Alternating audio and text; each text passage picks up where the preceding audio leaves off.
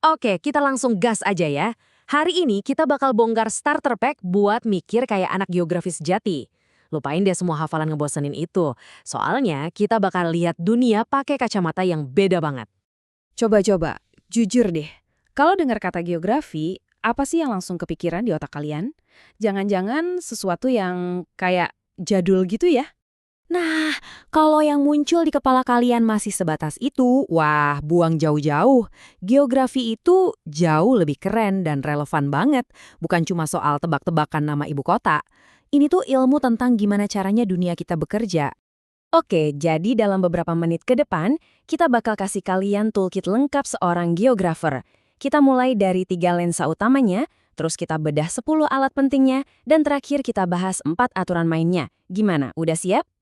Gini deh, bayangin 3 pendekatan ini tuh kayak filter di Instagram. Satu foto yang sama, bisa kelihatan beda banget kan vibe-nya tergantung filter yang kita pakai. Nah, kayak gitu juga lah cara ahli geografi nyaring sebuah masalah. Lensa yang pertama, ini semua tentang di mana. Simpelnya ini tuh fokus ke lokasi, sebaran, sama pola di satu tempat. Letaknya di mana aja, sebarannya seluas apa, polanya gimana. Oke, coba lihat foto banjir Jakarta ini. Kalau kita pakai lensa keruangan, otak kita tuh otomatis langsung mikir peta. Pertanyaannya jadi spesifik banget. Oke, daerah mana aja nih yang kebanjiran? Sebarannya separah apa? Jadi fokusnya benar-benar memetakan masalahnya. Lensa kedua, ini lebih dalam lagi. Udah bukan cuma di mana, tapi kenapa? Ini soal interaksi, gimana kelakuan kita sebagai manusia ngaruh ke alam, dan gimana alam juga ngaruh balik ke kita. Fotonya masih sama, tapi sekarang kita ganti lensa. Pertanyaannya jadi, kok bisa sih banjirnya kayak gini?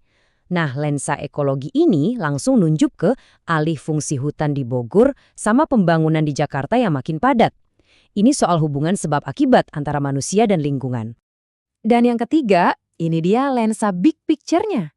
Lensa ini tugasnya nyambung-nyambungin titik antara dua wilayah atau lebih. Jadi kita nggak cuma lihat satu area doang, tapi gimana satu wilayah itu bisa punya efek ke wilayah lain. Jadi, poin kuncinya di sini adalah lensa ini nunjukin kalau masalah banjir di Jakarta tuh nggak bisa diselesain cuma dengan ngeliatin Jakarta doang. Kita harus lihat hubungannya sama Bogor. Apa yang terjadi di hulu, di Bogor, itu ngaruh langsung ke hilir, yaitu Jakarta. Nah, itu dia kerennya analisis kompleks wilayah. Oke, 3 lensa udah di tangan. Sekarang, saatnya kita isi toolkit kita pakai 10 alat yang lebih spesifik lagi, biar analisis kita makin tajam gitu. Pertama, soal lokasi. Ini ada 2 macam. Lokasi absolut itu kayak titik koordinat di GPS, pasti dan nggak bakal geser. Terus ada lokasi relatif. Ini lebih deskriptif, ngejelasin posisi suatu tempat dibandingin sama tempat lain di sekitarnya. Dua-duanya sama pentingnya loh. Sama kayak lokasi, jarak juga ada 2 jenis. Jarak absolut itu ya jarak pasti yang bisa diukur pakai penggaris di peta. Tapi jarak relatif, nah ini yang lebih sering kita pakai sehari-hari.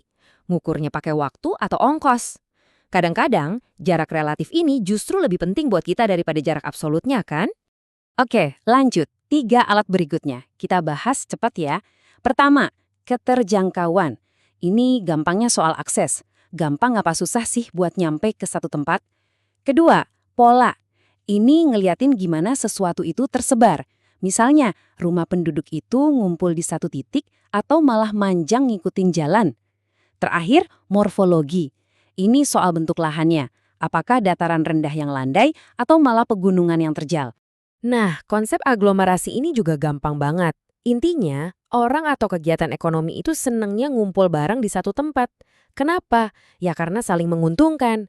Coba deh pikirin. Kawasan industri, mall, atau bahkan sentra kuliner. Itu semua contoh aglomerasi.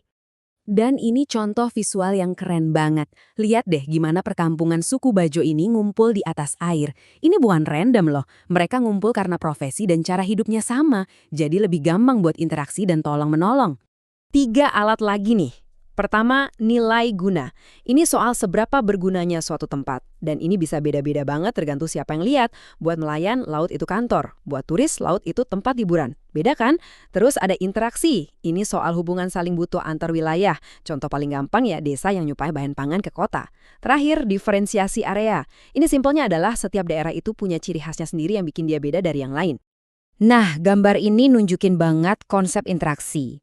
Petani di desa nanam sayur, terus hasilnya dibawa dan dijual di pasar kota. Orang kota butuh sayuran itu buat makan. Jadi ada hubungan saling ketergantungan yang bikin roda ekonomi terus muter. Dan alat terakhir di toolkit kita, keterkaitan keruangan. Anggap aja ini kayak efek domino. Apa yang terjadi di satu tempat bisa ngaruh ke tempat lain yang jauh. Contohnya, kebakaran hutan di satu pulau, asapnya bisa nyampai ke negara sebelah. Semuanya itu saling nyambung. Nggak ada kejadian yang benar-benar berdiri sendiri. Oke, lensa udah, alat-alatnya juga udah. Sekarang kita butuh aturan mainnya nih. Ada 4 prinsip dasar yang jadi fondasi cara mikir seorang geografer. Prinsip pertama, prinsip persebaran. Gampangnya gini, segala sesuatu di muka bumi ini nyebarnya nggak rata. Ada yang ngumpul di satu tempat, ada yang jarang di tempat lain. Contoh paling ikonik ya garis Wallace dan Weber ini, yang nunjukin gimana fauna di Indonesia bagian barat sama timur itu beda banget. Prinsip kedua, prinsip interrelasi. Ini soal nyari hubungan sebab akibat. Jadi, fenomena alam sama fenomena sosial itu saling nyambung. Contohnya, pemanasan global. Itu bukan cuma soal alam kan, tapi ada hubungannya banget sama aktivitas manusia. Nah, ada kaitan sebab akibat yang jelas di situ. Oke, 2 prinsip terakhir. Ada prinsip deskripsi, ini intinya simpel. Geografi itu harus pakai data. Jadi penjelasannya harus didukung sama peta, grafik, atau angka. Nah, yang terakhir, prinsip korologi. Anggap aja ini jurus pamungkasnya. Di sini kita gabungin semuanya. Prinsip, konsep, pendekatan buat nganalisis satu wilayah secara komplit. Ini cara mikir geografi yang paling holistik. Nah, sekarang toolkit kalian udah lengkap. 3 pendekatan, 10 konsep, dan 4 prinsip. Jadi pertanyaannya sekarang bukan lagi apa itu geografi, tapi coba deh lihat sekeliling kalian. Dengan semua alat ini, fenomena apa di dekat kalian? Mau itu soal macet, soal sampah, atau bahkan soal kenapa warung kopi favorit kalian rame banget, yang sekarang bisa kalian analisis pakai kacamata baru seorang geografer?